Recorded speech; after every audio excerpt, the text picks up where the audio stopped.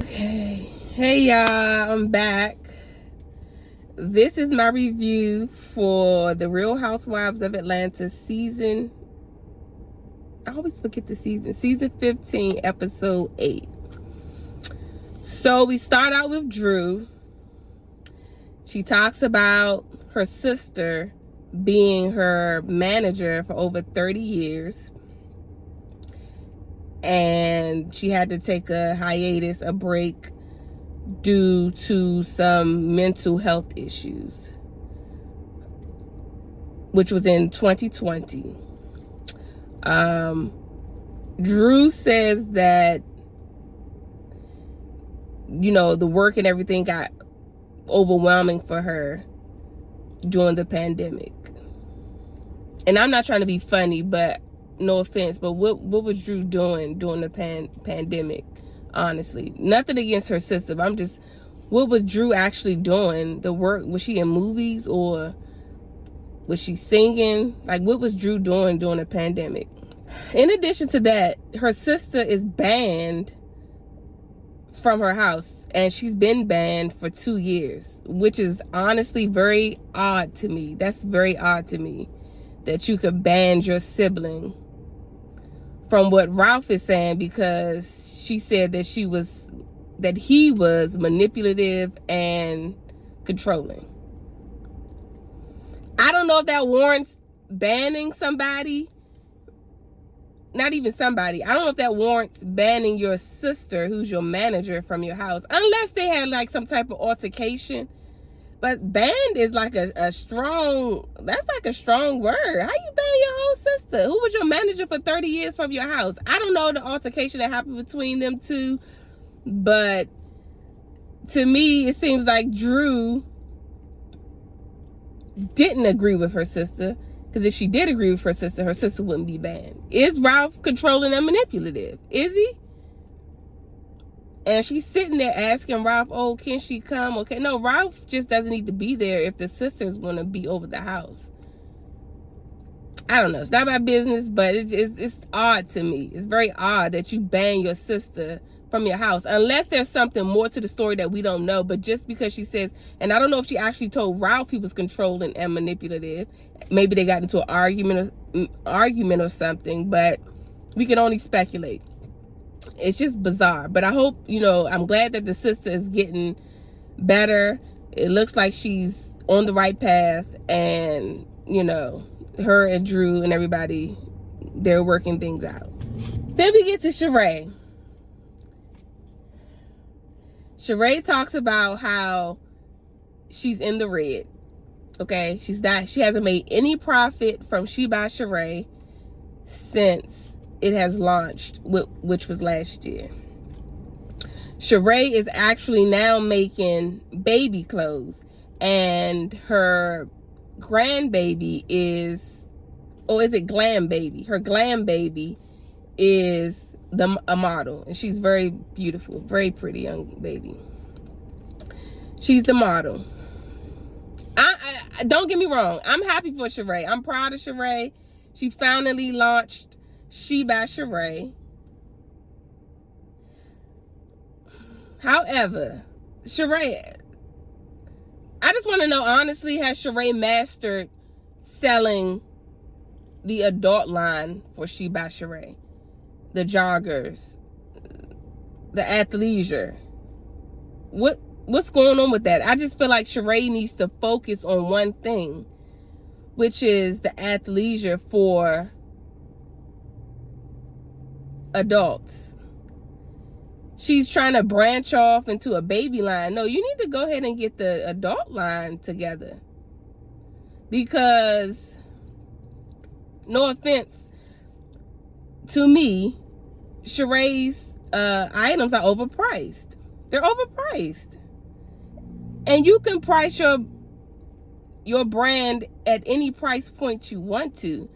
But I just feel like with Sheree's brand, she would be better off pricing it for everyday average people. I don't want to say everyday average people. Shout out to Iyanla Van Zandt, okay? Shout out to Iyanla, okay? I just feel like Sheree needs to set the athleisure to a affordable price point. It's athleisure. This is not no crocodile snakeskin handbag. This is athleisure, something people wear leisurely in their leisure time, to work out, to exercise. People are not going to put that much money into athleisure. And I don't know, I don't have any Lululemon, but people swear by, you know, Tyson's Corner around Christmas time. Lululemon, you would think, okay, Lululemon is giving out free money. That line is always long at Lululemon. But I think Sheree is, I'm not going to say money hungry. I think Sheree is just all over the place. I feel like Sheree, just like Candy said, thinks she has it all together, thinks she knows it all. And Sheree, you really don't know too much about clothing. Because if you really did, you would not price it at $274 for a shirt and some leggings when you just started. Like, Sheree, you just started and we waited 20 years for your clothing line. We're not paying that much. And I would be a customer, because I'm not hating on Sheree. I would buy, because I always wear the athleisure, okay? Especially Under Armour. Y'all know I'm biased. I love Under Armour. How you doing, Under Armour? How you doing, Under Armour? But I just think Sheree is not using her resources the way that she should. And Candy, I'm sorry, is a resource, and so is Kenya. They're resources. That's just my opinion. They offer to help. They offer to help. So Sheree and Candy go and sit down and they have a talk. They're going back and forth with each other, and it was funny to me. I'm sorry. They both were jabbing each other, and it was funny. Sheree was like, Candy, did you buy any of She by Sheree? Candy was like, is the website up? The website is not up. Then Sheree is like, okay, Candy.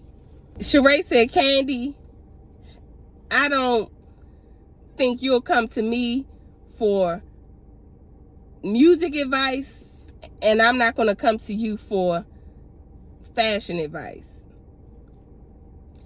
Which I don't think was a good statement, because yes, Candy is not in the clothing business, but she does have a store, whether you like the clothes or not. Because Sheree did shade her and was like, I washed the clothes one time and it's cheap. That was funny to me. She said, I only could wear it one time. That was funny. I'm sorry. That was funny. But to me, it just seems like Sheree is not open to advice. I don't understand that. If somebody can give me some information that can help me, I'm all ears. But Sheree seems like, you know, she knows it all, but she's in the red. Sheree, you're in the red. And not every business starts out in the black.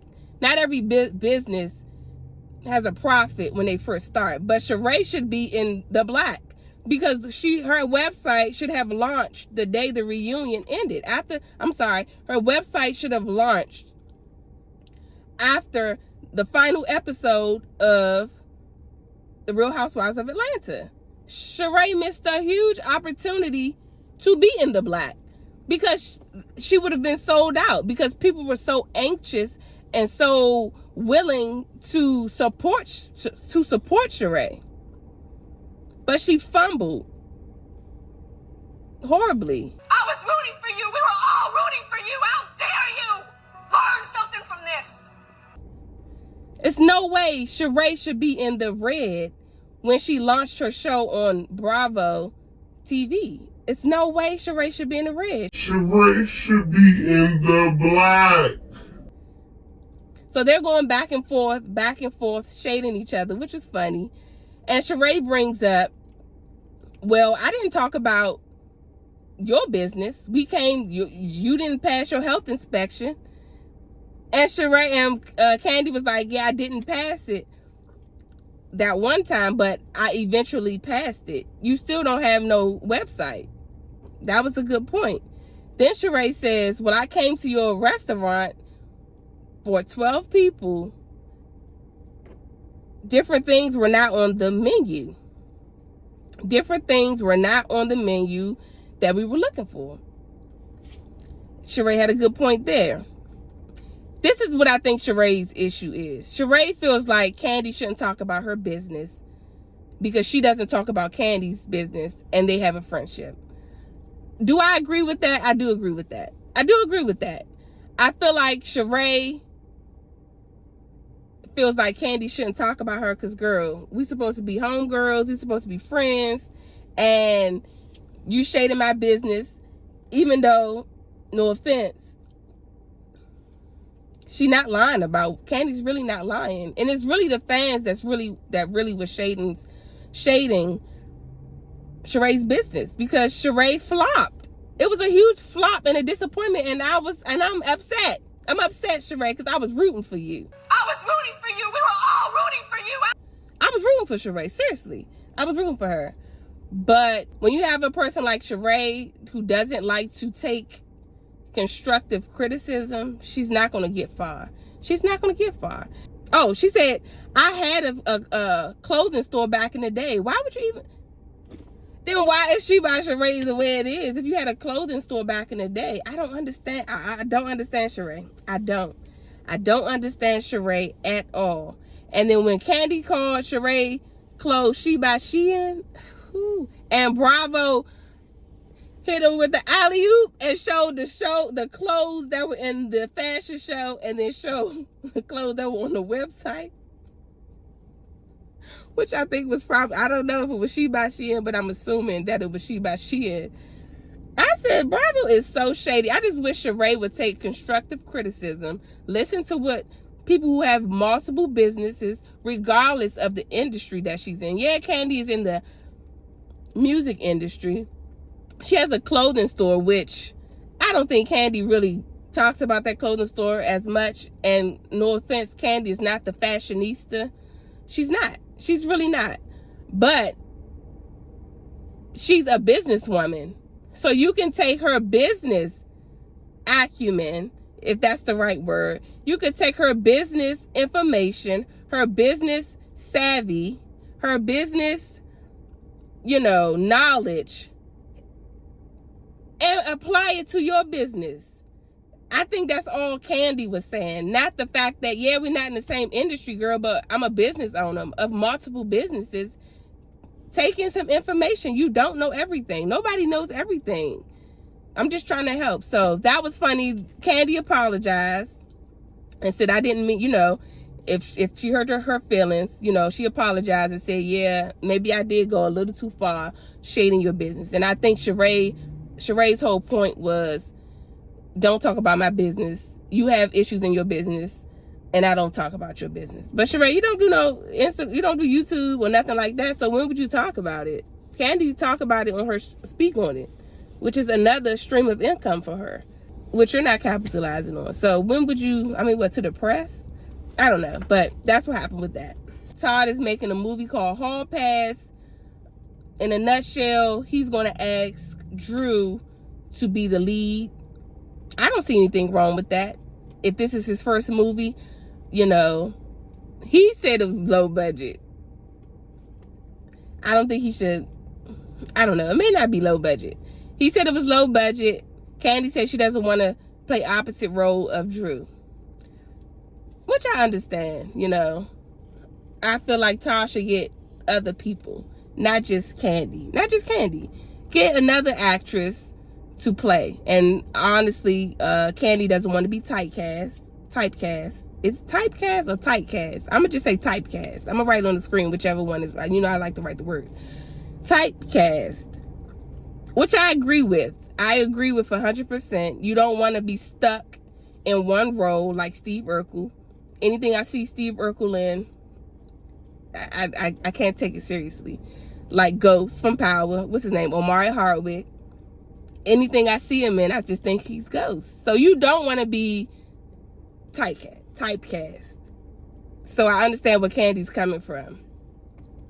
But they're working on that. I think they're working it out. They're going to ask Drew. Don't know if Drew's going to agree to it. You know how Drew is. Drew's dramatic.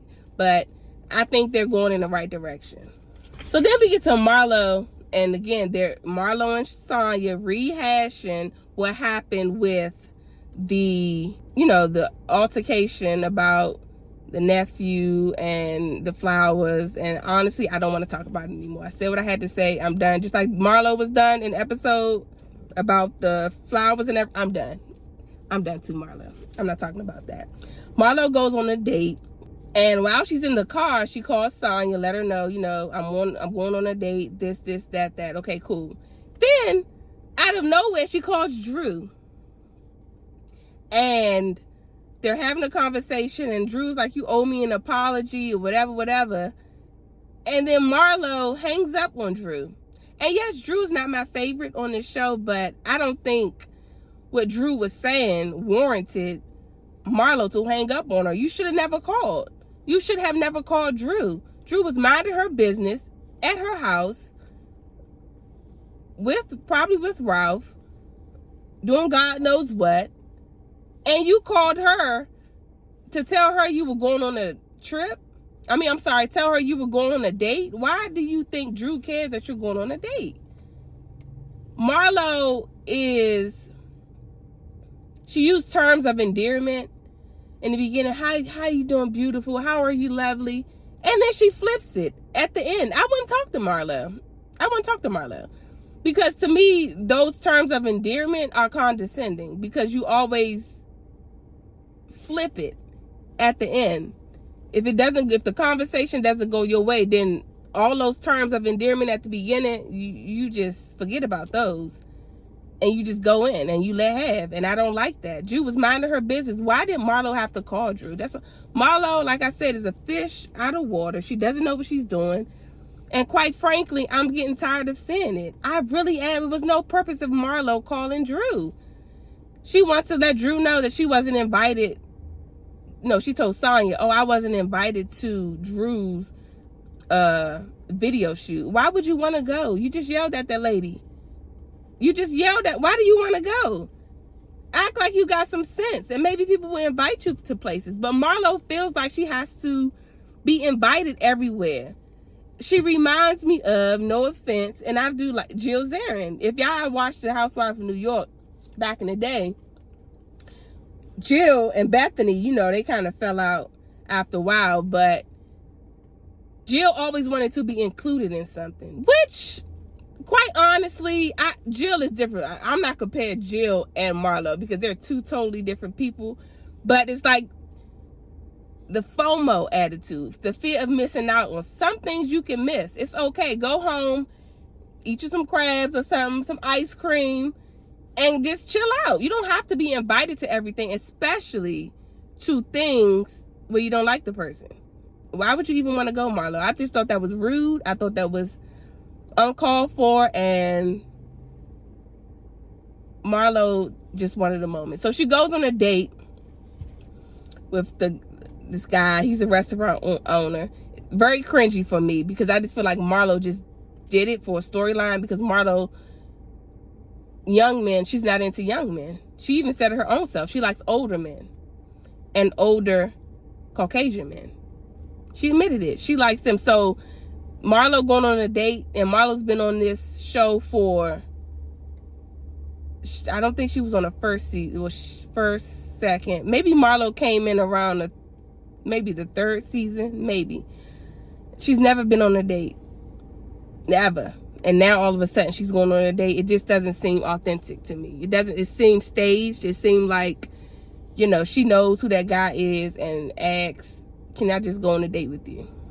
Not too much about that. So then Drew is having a video shoot at the skating rink, which it didn't look too bad to me. Kenya looked really good.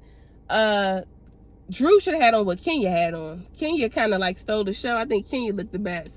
And Kenya said it was low budget. It looked fine to me. It looked like it's going to be fine to me. So not too much about that.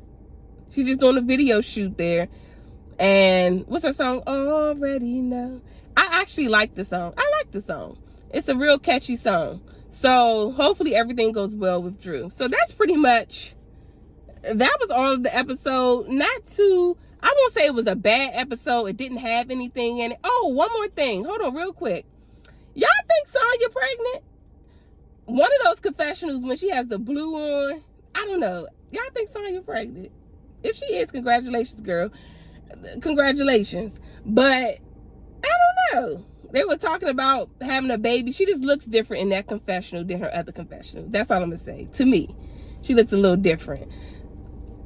And I don't follow her on Instagram or Twitter, nothing like that, so I wouldn't know. But I don't know. Y'all think Sonya pregnant? Anyway, that's pretty much the episode. My thoughts. Not a bad episode. It wasn't really giving. It's like, nah, it wasn't that bad, but it wasn't that great either. Filler episode. So I'll see y'all guys. I'll see you guys in the next review. Bye. Look at these shark nails. Look. Bye, y'all.